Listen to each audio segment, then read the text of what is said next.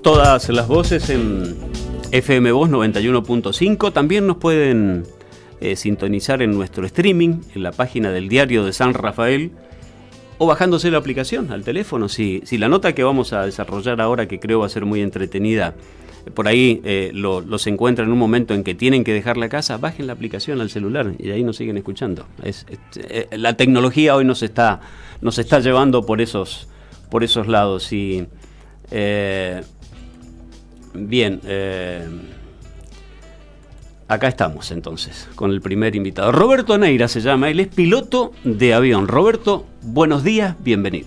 Gracias, Sergio, por la invitación, y gracias también a Karen, que tuvo la gentileza de llamarme y acercarnos acá a esta radio que realmente quiere llegar a todo el ámbito de San Rafael y adyacencia para transmitir todos los avatares diarios que ustedes tienen en la comunidad y también algunos tips de cosas, por ejemplo, la aviación. La aviación. No es casual esta invitación, digo, está íntimamente relacionada con una fecha importante hoy, que 13 de enero, porque se fundó el Aeroclub Argentino en esta fecha. Entonces nos pareció oportunísimo tenerte aquí. Y como sabemos que conocés un poquito la historia de la fundación, fuera de micrófono reciente decía, Jorge Newbery tuvo que ver, me decía, sí, tuvo que ver, pero más tuvo que ver Aarón de Anchorena. Exactamente. A ver, convengamos y hagamos una mirada retrospectiva a 1907, es decir, han pasado 110 años, toda una vida. Sí, más de un siglo. Yo no tengo esa edad cronológica, pero bueno, algunas cosas puedo aportar. En realidad, siempre se habla de Jorge Newbery como la figura señera. Es la figura que nos vendió la historia siempre, ¿no? Porque es así, siempre alguien tiene que distinguirse al respecto, y en esa época era un hombre, no nos olvidemos, su formación fue en Estados Unidos, era ingeniero, había sido contratado por una compañía de electricidad, él estaba metido, recordemos, principio del siglo XX, él estaba metido en todas las cosas que realmente tenían que ver con disciplinas deportivas, con aventuras, y la aviación no era para menos en ese momento. Sigue siendo atractiva hoy, me imagino en ese momento lo que sería. Bueno, en aquel momento, un año antes, Aarón de Anchorena viene de Europa, con su brevet de aeronauta.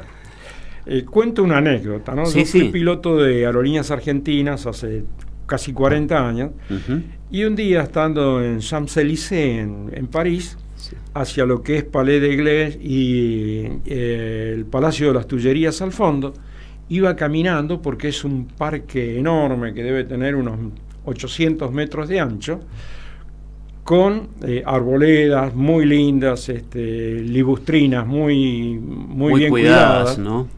Y de hecho, frente al Palais de Glés, en la Champs-Élysées, normalmente el 31 de diciembre o el 1 de enero a las 0 horas, se largaba el Dakar, y a mí me tocó estar un par de veces justo en esa hora, mirá cuando iba al norte de África. Cuando era, ¿no? París-Dakar.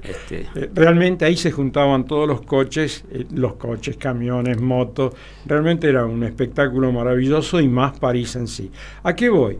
Iba caminando para las Tullerías y no sé por qué del camino me aparto, porque eran senderos también importantes que había cada 40, 50 metros. No me digan por qué, pero llego y en unos bancos que había una plaqueta traducida más o menos,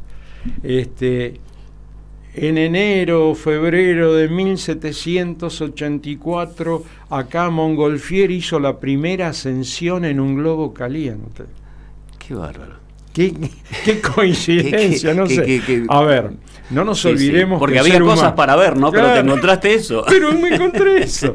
El ser humano es de tierra, por eso está la gravedad, por eso uno se mueve con dos piernas, y cuando sale de su medio, de su hábitat natural, sea para el agua o sea para el aire, que no son los propios de él, uno tiene que adaptarse física y psíquicamente a movimientos y otras dimensiones. Bien. Aarón de Anchorena, un año antes, viene con su brevet de aeronauta. Y se imaginan, había traído un globo de 1.200 metros cúbicos de aire. Es una enormidad, es un globo que se arma, que debe tener unos 60, 70, 80 metros de diámetro. Cuento esto porque allá por el año 1981, con Rolf Ossinger, que era un comandante de aerolíneas, él me dio su curso de piloto de globo, digamos. Él Rolf Ossinger fue campeón mundial de volovelismo. Era un argentino sueco, hijo de Suecia, misionero, ¿no? Y realmente esas ascensiones que hacíamos en la zona de San Andrés de Giles, Luján, en la mañana tempranito, porque el globo a dónde lo lleva el viento. Tal cual, y después hay que caer. Y por eso esos canastos grandes, porque cuando uno desglosa el globo, hay un gajo que uno lo desgarra para que directamente pierda todo el aire y se caiga. Con el viento uno cae con un canasto y de acuerdo al viento uno arrastra y se lleva todo lo que hay, ¿no? Todo lo que hay. ¿A qué voy? Aarón de Anchorena trae eso un año antes de la fundación del club, que es el señero nuestro, el Aeroclub Argentino, y hace las primeras ascensiones. Entonces toda la gente va a ver. Recuerden que la radio todavía no estaba. Exactamente, no estaba la radio. Entonces, todavía. ¿Qué transmisión teníamos? El código Morse, el telégrafo. Y algunas gacetillas que se debían hacer a través de mimeógrafos. No sé cómo serían las impresiones. Habría ya algunas imprentas, los primeros caracteres habrían llegado, elementales seguramente. Pero eso, y mirarlo por arriba, no a nivel, indudablemente era algo maravilloso. Aarón de Anchorena lo trae su globo, comienzan las primeras ascensiones, ¿y quién estaba? Y estaba Jorge Newbery. ¿Por qué? Y porque hay un tango que también lo recuerda en cuerpo entero, ¿no? Dice, cuando un cajetilla lo calzó de cross, porque también era boxeador. Era boxeador, sí, un tipo multifacético. Y con las primeras reglas de boxeo, porque antes era una especie de lucha, yo te muerdo, te golpeo. En cambio ahí sí empieza la disciplina del boxeo.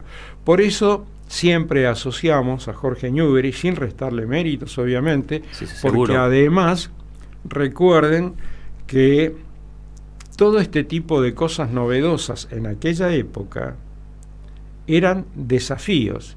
Y la etimología de la palabra desafío es desafiar, no fiarse en lo que uno puede. Entonces, enfrentar eso era riesgo de ¿qué? De tu propia vida. Claro. Entonces, indudablemente apego a la vida tendrían, pero también tenían apego a la aventura y ser señeros en eso. Por eso se lograron récords en aquellas épocas que fueron vigentes por mucho tiempo, obviamente, y bueno, fueron marcando así lo que es el inicio de nuestra aviación. Un año después, allá por el año 1908, el 13 de enero, se funda el Aeroclub. Pero vuelo mecánico, no vuelo con aire caliente, no en globo, menos pesados que el aire, más pesados que el aire, se inician en lo que es Villa Lugano. Villa Lugano es, para la zona de Buenos Aires, vendría a ser la parte sudoeste de la autopista que va hacia Ezeiza, por la avenida Blanco Encalada, donde antes estaba la quema de Buenos Aires, Villa Soldati, Villa Lugano. En aquella época era zona residencial y ahí se hicieron los primeros vuelitos con máquinas más pesadas que el aire, con Aarón de Anchorena, con Jorge Newbery, con Eduardo Newbery, su hermano, Parravicini. También estuvo Alfredo Palacios, el primer diputado característico por de América. Sus bigotes, sus mostachos. Yo tuve oportunidad de conocerlo porque asistía a las sesiones del Congreso, y él en el Congreso iba siempre de camisita, chambergo y saco. Pero después se iba al molino, unos fríos fuertes de Buenos Aires del mes de julio, y se metía al baño y se ponía una camiseta de frisa, ¿no? Claro, sí, sí. Alfredo Palacio, realmente escuchar las discusiones que se daban en ese congreso, Levenson, Bravo, Crisólogo Larralde, era maravilloso. Sí. Hoy realmente no tenemos ni para empezar con aquello, sí. Muy devenido, así es. Así es. Bueno, y Roberto Neira es piloto. Y a ver, ¿dónde naciste, Roberto? A ver, yo empecé en el Centro Universitario de Aviación y me recibí de piloto en el año 1965. 65, bien. Es decir, que hay un pilón de años. ¿Por qué digo el CUBA o el Centro Universitario de Aviación? Porque era la contra del Aeroclub Argentino. Ajá. Eran los dos clubes formadores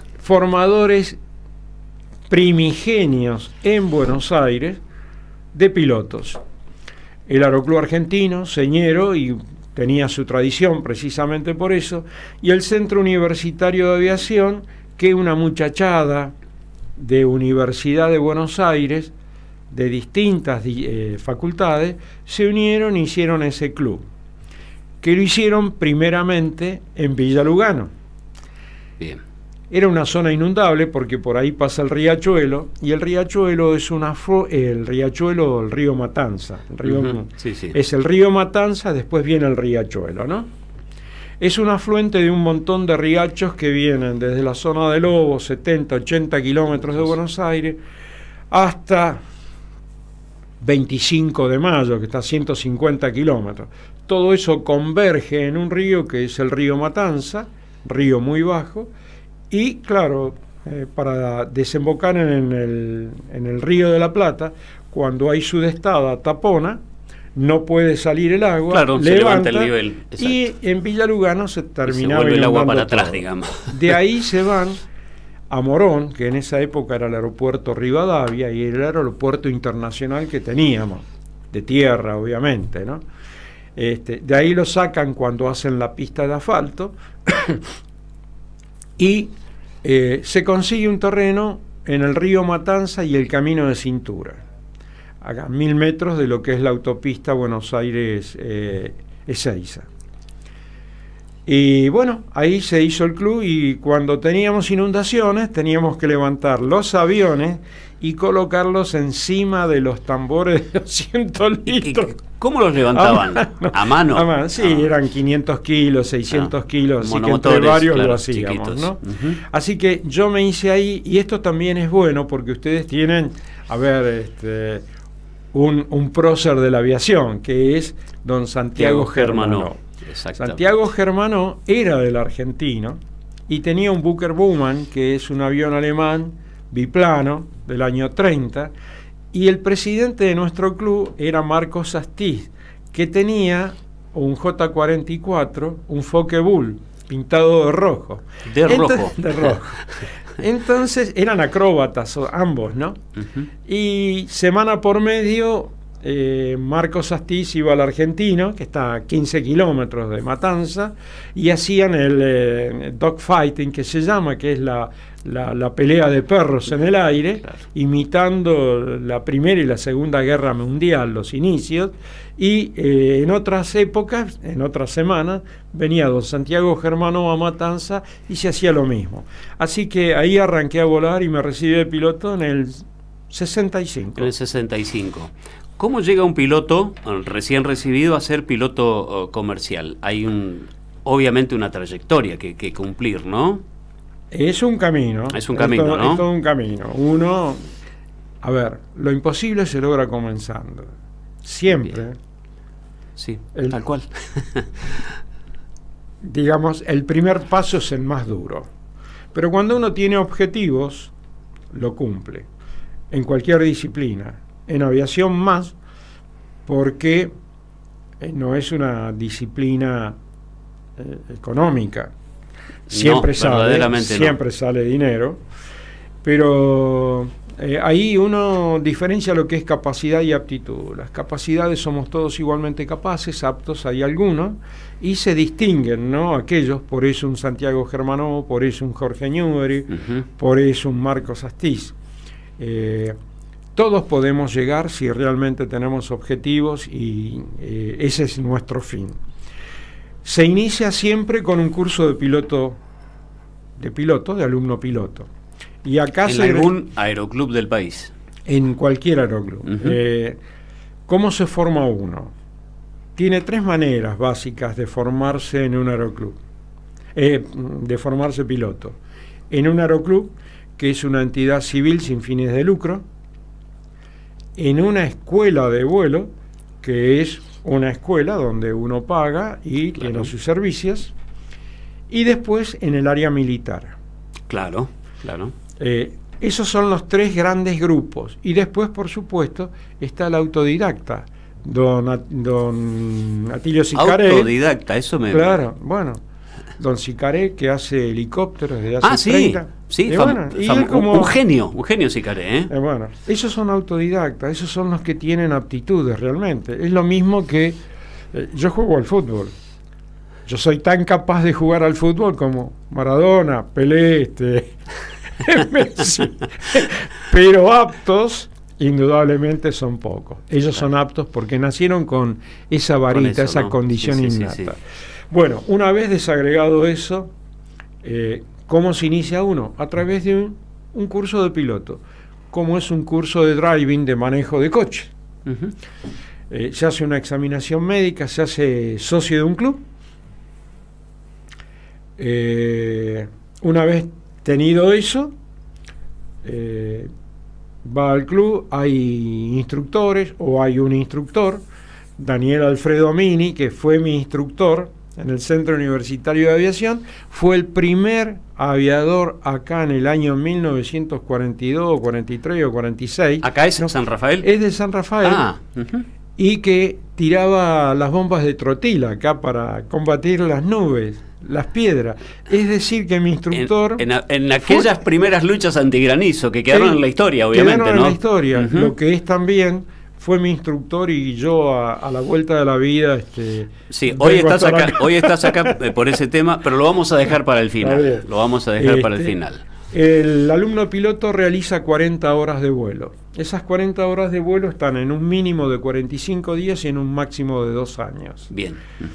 Para que no pierda, recuerden que para formarlo piloto uno tiene que modificar conductas para crear hábitos. Claro. Lo mismo que en el coche, yo ya no miro más cuando es primera, sexta o cuarta. En el avión es exactamente lo mismo. Creamos movimientos que son mecánicos, ¿sí?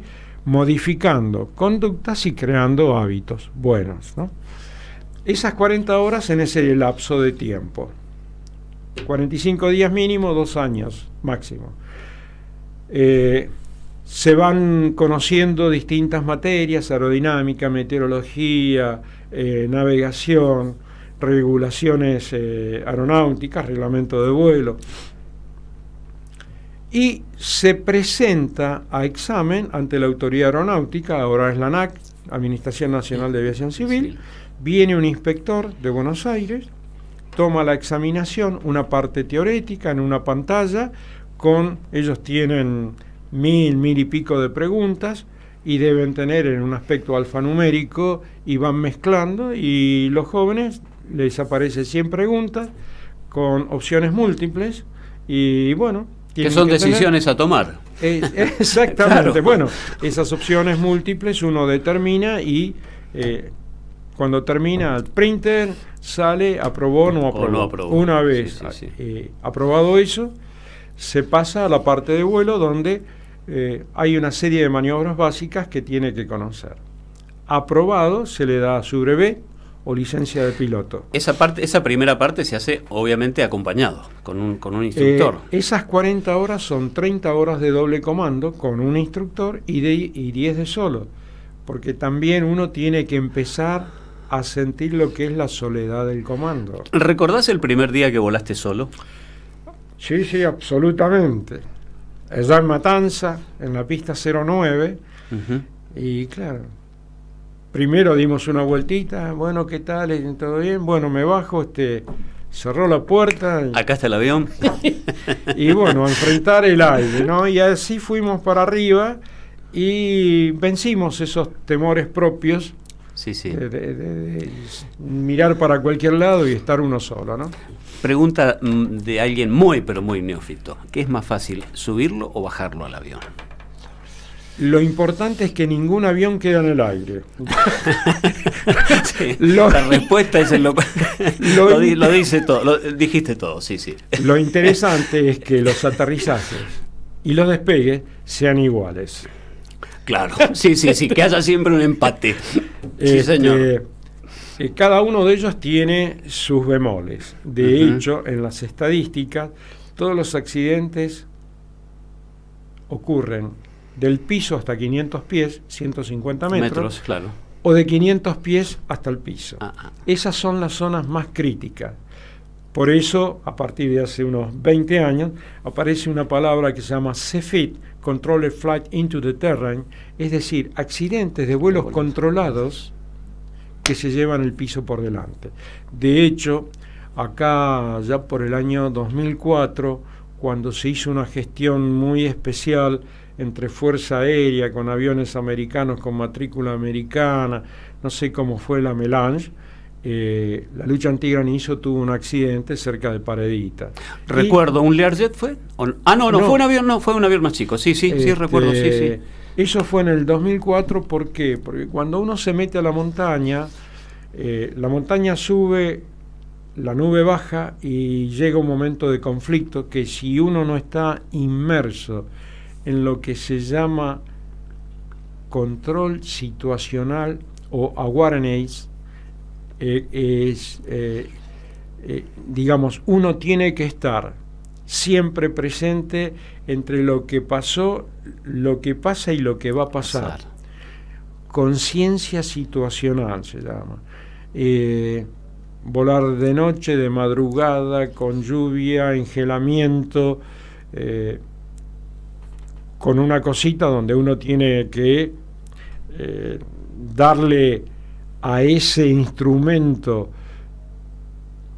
todo la fuerza que uno puede llegar a tener, porque ese es el que lo va a sacar de situaciones azarosas. Sí, es confiar plenamente en ese instrumento, ¿no? Y saber interpretarlo. Es que no hay otra cosa, porque las sensaciones kinestésicas, acá vienen aspectos que se dan cuando uno está haciendo sus vuelos de formación. Uno puede estar volando así, y físicamente o kinestésicamente el organismo le dice que está bien, a pesar que el instrumento le dice, flaco, estás inclinado, ¿ah? O estás bien. ¿Se entiende? Digo, para que radialmente la gente lo entienda, ¿no es cierto? Claro, porque los conductos auditivos, los del equilibrio, llegan a un momento en que hay saturación y aparecen ese tipo de problemas y llevan a conflictos de el avión tocar el piso indebidamente. Bien. Ojo que no es en los aviones chicos tampoco. Ocurrió allá por el año 95-96, una American Airlines que salió de Miami y cerca de Cali o de Bogotá se llevó el piso por delante. Y personas que estaban súper entrenadas, todos, llegó un momento que no sabían dónde estaban.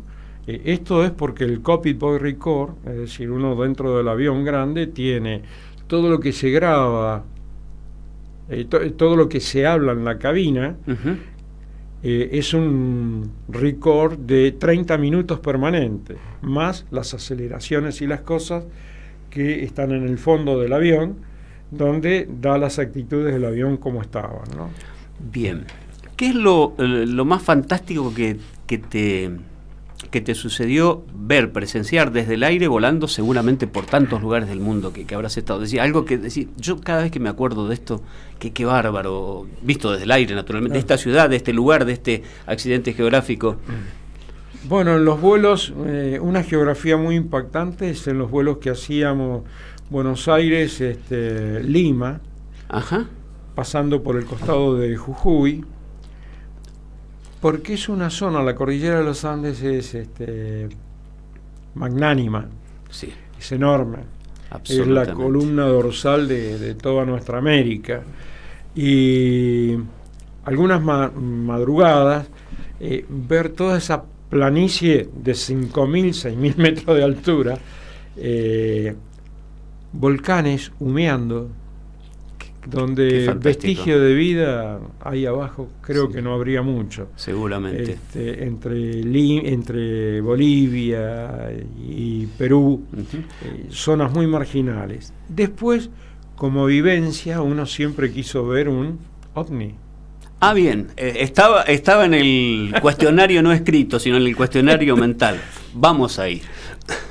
Era un vuelo que yo venía de Santiago del Estero con Aerolíneas Argentinas, y normalmente uno viene hacia Paraná, y de Paraná hace un pequeño giro para ir a San Antonio de Areco, porque son como avenidas que confluyen en áreas terminales muy grandes, ¿no? Y era una noche muy linda, despejada, preciosa. Había pasado Paraná y a la altura de Victoria, es una zona también muy común de apariciones de ese tipo, ¿no?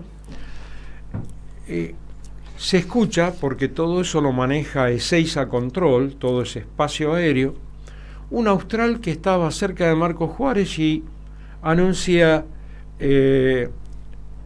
tiene en el radar un objeto no identificado. Y el control le dice no. Dice, bueno, yo estoy apreciando acá cerca de Marcos Juárez una cosa naranja, amarilla. De donde nosotros estábamos, Marcos Juárez estaba a la derecha, a 250 kilómetros. Entonces le digo al copiloto, ¿por qué no te fijas allá? Y cuando, mirá, dice, y miramos los dos, y sí, efectivamente en una cosa, una velocidad espeluznante, pasó al lado nuestro, no sé, 30 segundos, 20 segundos. Entonces declaramos a Ezeiza que estamos observando eso. Dice, yo no tengo ningún objeto en mi radar. Terminamos de decir eso y Gualeguaychú está a 150 kilómetros. Y un Inster que iba para Miami detecta lo mismo. ¿Qué fue? ¿Cómo? Desconozco. Pero lo vi. El avión de Inster lo detecta rápidamente también. Pero sí, terminamos de hablar nosotros. La velocidad de ese objeto ha sido espeluznante. Porque estamos hablando de muchísimos kilómetros muchísima velocidad, de distancia. Velocidad, realmente. Bien, nosotros vamos a hacer una pequeñísima pausa musical y te vamos a seguir escuchando para entrar ya a preguntarte ¿por qué estás en San Rafael? Ya lo sabemos.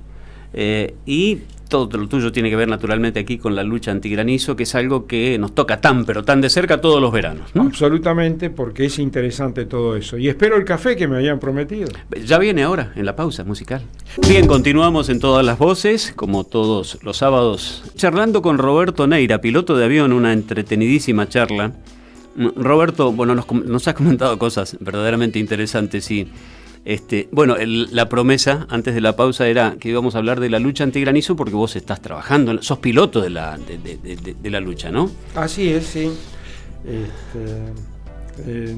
Cuando hizo la gestión Laura Montero,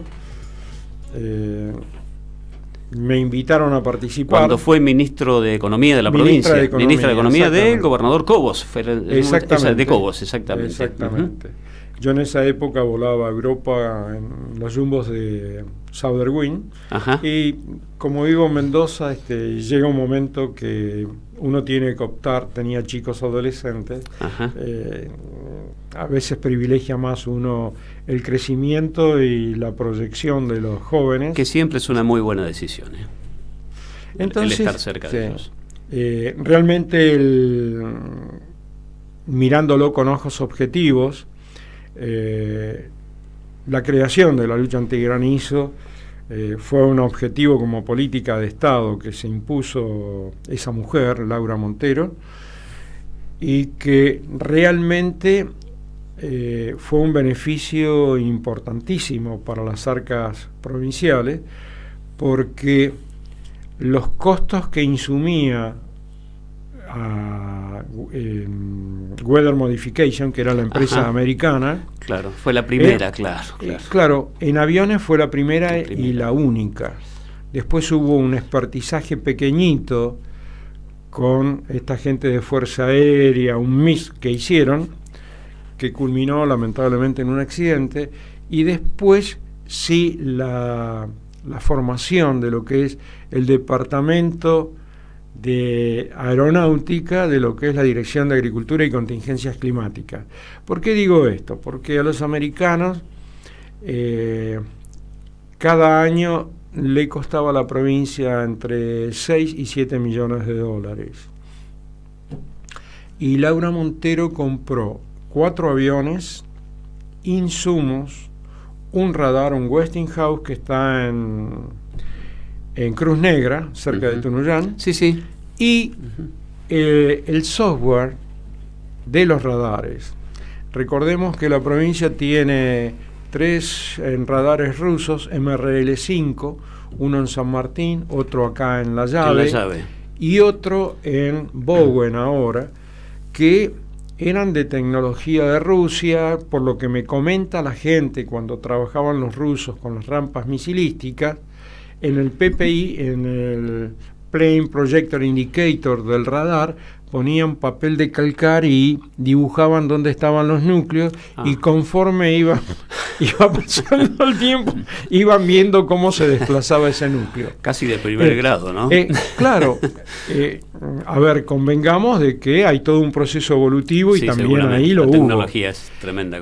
Hoy en realidad, o en esa época, el software, el TITAN, que es Thunderstone Indication Tracking Analysis and Nowcasting, es realmente el corazón de la lucha antigranizo. ¿Qué es lo que ocurre? Cada uno de los radares da en 4 minutos aproximadamente unas 30, 40 vueltas de 360 grados, y en cada una de ellas va subiendo 1,5 grados de azimut. Bien, sí. Entonces, en esos 4 minutos y en cada una de las vueltas va por medio de píxeles dando cómo está la nube formándose. Qué buena explicación. Es maravilloso eso, además. Sí. Y ese software le permite a nuestros radaristas poder cortar la nube. Claro. Oblicua, vertical, lateral, y en función a los colores les da los decibeles que nuestra gente, que ya está acostumbrada, porque Laura Montero exigía siempre que la gente estuviese metida. A ella le tenemos que agradecer que podamos ver el radar. Exactamente, porque eso se llama FOQA en aviación, es Flight Operation Quality Audit, auditoría de calidad de operación aérea, porque el hombre de la finca ahora puede ver en tiempo presente si estamos volando, y además de estar volando, si estamos eyectando productos, sean bengalas o cartuchos. Eso es en tiempo real. Eso es maravilloso. Sí, es maravilloso, verdaderamente.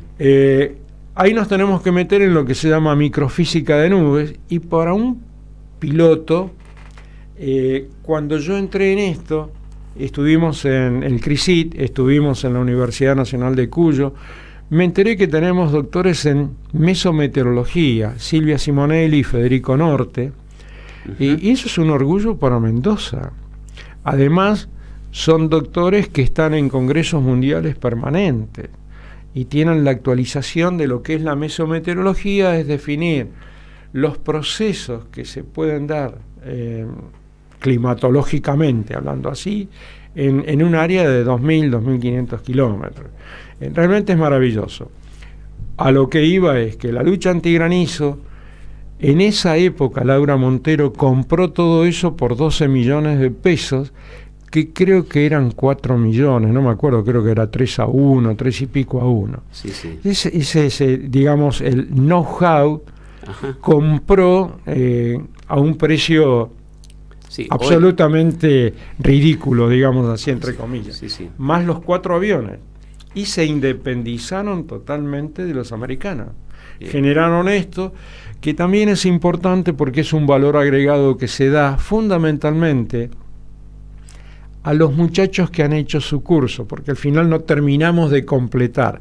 Uno hace su curso de piloto privado con 40 horas y después empieza, para poder proyectarse en una faz comercial y trabajar de la aviación, tiene que cumplir 200 horas de vuelo. Tiene que rendir 17, 18 materias, llamar a un inspector de la ANAC, rendir su examinación teórica, después una práctica, y a las 200, 250 horas va a tener su brevet de piloto comercial. Para acceder a la línea aérea tiene que llegar a 1100 horas de vuelo y tener la licencia de piloto comercial de primera clase. En este momento en la lucha, a través de procesos de selección, todos los ingresos en la lucha antigranizo se hacen a través de procesos de selección y de concursos, donde se le toma inglés, donde se les chequea la documentación, donde es decir, que hay que estar altamente calificado para este trabajo. Es que debe serlo. Sí, debe serlo así. Debe serlo. Un mensaje que entra por WhatsApp. Marcelo Peña le manda saludos a Roberto y además dice que es un excelente piloto y mejor persona. Un maestro con todas las letras. Marcelo Peña. Bueno, le agradecemos a Marcelo Peña, pero tenemos que recordar de que Marcelo Peña es el jefe de radaristas nuestros acá en San Rafael. Bueno, pero te conoce y evidentemente por eso un saludo a Marcelo y gracias por comunicarse. A propósito, 264-222-389 es nuestra línea de WhatsApp para quienes quieran comunicarse con la radio. Las dos últimas. Sí, adelante. ¿Cuándo fue la última vez que volaste en la lucha? Yo terminé de volar a las 2:30 de la mañana. O sea, hoy. Hoy has volado. Salimos a las 9 de la noche. Estuvimos volando en el Oasis Norte. Para la gente que no es mendocina, la provincia es todo un desierto. Y solamente genera una actividad productiva y comercial con alto valor agregado en 3 oasis, que en la sumatoria son 300.000 hectáreas. Oasis Norte, que va desde Mendoza hasta La Paz. La Paz, claro, hasta hacia el este, claro, correcto. Hasta el Desaguadero. Bien. Después el Valle de Uco. Claro. Y la otra, el sur, el Oasis Sur, que es el de acá, desde la Villa 25 hasta Carmenza. Hasta Carmenza, claro. Anoche salimos de acá a volar a Rivadavia, Junín y San Martín, en los aspectos de tormenta que había ahí. Estuvimos volando toda esa zona, también en Santa Rosa, La Dormida, parte de Costa de Araujo, parte de La Valle. Nosotros tenemos 2 bases, una en Mendoza y otra en San Rafael. Aterrizamos en Mendoza por una estrategia logística. Se recambiaron las bengalas, pusimos producto nuevo y a las 12:30, salimos de allá, hicimos un poco de trabajo a la altura del Carrizal, porque la nube tenía una trayectoria que iba hacia la parte sur de Guayquerías, Rivadavia, y después iba a entrar por Las Catitas.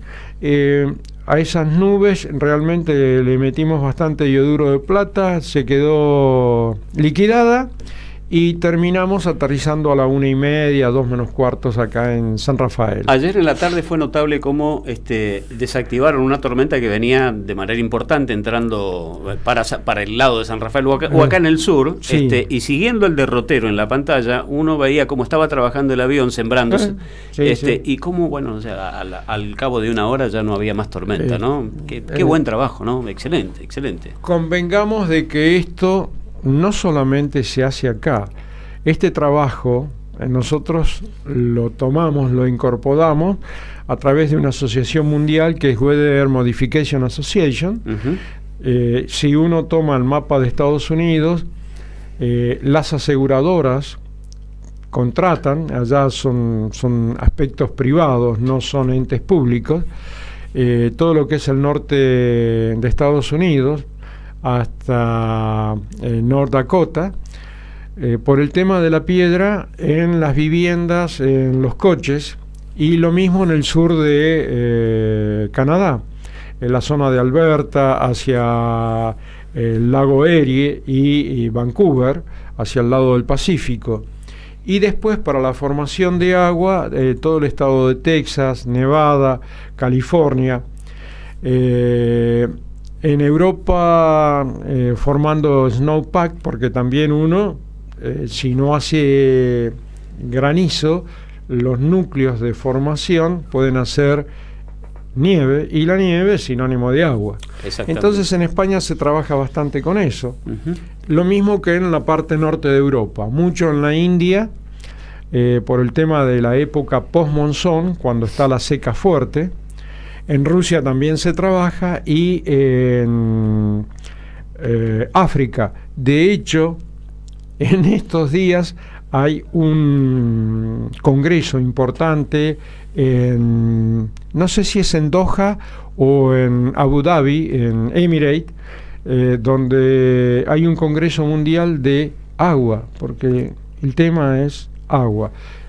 Y uno puede aprovechar el vector que son los aviones para meterle o yoduro de plata o cloruro de calcio, que viene a ser sales para hacer agua, ¿no? Para que se formen más gotitas de agua. Partículas higroscópicas para que formen gotas de agua. Se llama Roberto Neira, es piloto, lo conocí hoy, le estrecho la mano. Un placer, verdaderamente, entretenidísima la charla. En algún otro momento del año tenés que volver por acá, porque han quedado tantas cosas por preguntar, y seguramente los oyentes también se habrán generado en su imaginación cosas muy lindas y preguntas e inquietudes. Roberto, un placer. Muchísimas gracias. Gracias a ustedes, muy gentiles nuevamente, y bueno, quedamos siempre atentos. Muy bien. Que tengan buen día.